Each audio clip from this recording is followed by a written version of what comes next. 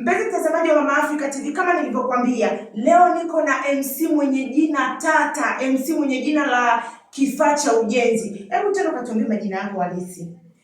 Kwa jina naitwa Zainab Nasoro Nondo. Okay. Zainab Nasoro Nondo. Ninataka kujua kidogo kuhusu kwenye hii Nondo. Unajua zamani ilikuwa labda watu wanapeana majina kwa vitu muhimu. Sasa vipi, babako alikuwa watani au ndo mtengenezaji wa Nondo? Hapana, si mtengenezaji wa Nondo. Yaani ni jina la ukoo. Unajua tuna majina watu ya ukoo. Kwa hiyo mimi baba yangu anaitwa Nasoro Nondo. Kwa hiyo nikajifikiria nikaamua nitumie Nondo. Kwanza ni jina halisi la kwetu, alafu nikachukulia Nondo ni kitu cha aina gani.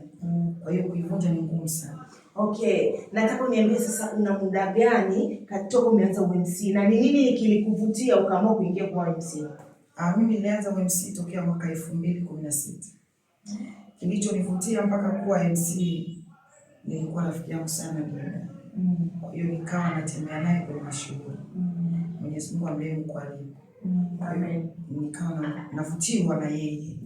Basi hapo nikaanza kazi za UMC.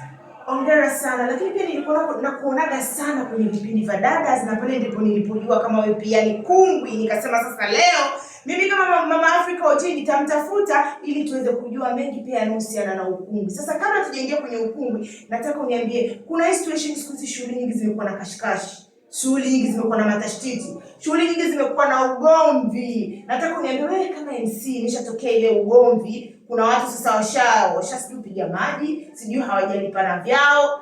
Wewe kama MC unaimanage vipi ile shughuli? Kwanza MC ni kiongozi unajua. Kwa hiyo sisi kwenye tatizo inabidi tuliweke sawa. Lakini kuna vitu havituhusu wala hatuvijui. Na tunachokiongea wala hatukijui nani mwenye ugomvi na nani mwenye ugomvi. Lakini kwenye shughuli lazima watu na mabifu yao. Lakini sisi panapotokea tafrani zozote inabidi tuweke sawa kama kiongozi wa shughuli. Usiniambie MC Nondo. Pale ndio unakuta ugomvi umetarada hadi mimi naonaga kwenye mtandao watu wanabebana chupa, watu kupigana ngumi. MC kwa hiyo wacha mimi kukimbia pale. Siwezi kukimbia kwa sababu shughuli bado inaendelea. Kwa hiyo pale labda tu nitaomba msaada wa uongozi wa shughuli, kamati ya ulinzi iko wapi ili shughuli ya watu iendelee. Sababu ile ni kazi nimeajiriwa. Kwa hiyo ninatakiwa nifanye kazi yangu ya uongozi.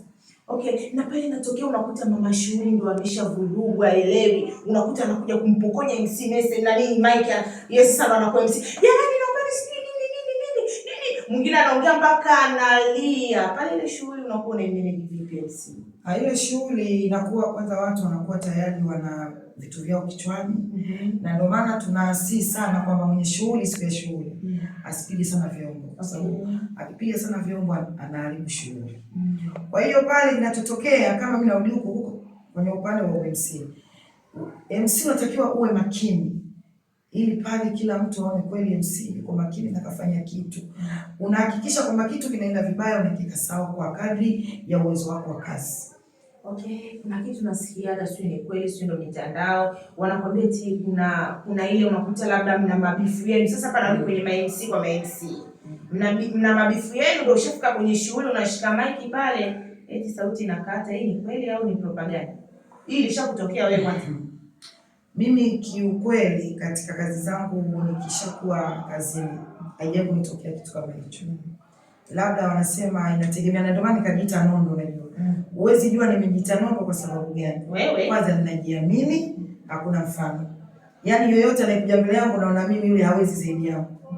Chanelewa. Kwa hiyo changamoto hiyo haijawahi kunitokea. Sasa nipe changamoto mnazokutana nazo nyinyi kama MC nyinyi kwa nyinyi. Najua kila sekta inakuwa ina matatizo yake, ina mambo yake. Sasa nataka zile changamoto ambazo mnakutana nazo, yani MC kwa MC labda shule alikuwa anaitaka alafu ndio umeichukua wewe, mwenyewe unakwambia wewe ndio MC Nondo, wewe ndio wewe uogopi mtu unajiamini. Sasa nataka unigusie zile changamoto kama 2-3. Changamoto mimi kwanza ndio maana nasema kwamba mimi najiamini. Sioni kwamba yule anaweza zaidi yangu. Hicho kitu kwangu hakuna. Labda tu changamoto tunapata nyingi katika mashughuli. Ambao shughuli imeshaanza umepika labda advance. Ambao sasa kwenye mashughuli hao. Alafu shughuli imeshaisha. Mwenye shughuli atakwambia subiri MC. Saa 6, saa 7 subiri MC. hajakumalizia chako. Ndio hapo sasa unakutana na MC kivuruge, anakuambia leo ndio na kabati. Nataka changu. Wewe, kwa kumbe ilishawakutaga hiyo. Mimi hiyo ishanikutaga Mbagala. Shughuli imeisha, mama shughuli simuoni, nampigia simu ananiambia subiri saa 9 saa 10. Kuna mtu akanishauri basi itabidi hapa ufanye maamuzi magumu. Mimi nikasema basi tusisumbuane, kuna riski yote hapa mimi nachukua. Tutakutana kesho, utanifuatilia nyumbani kwangu.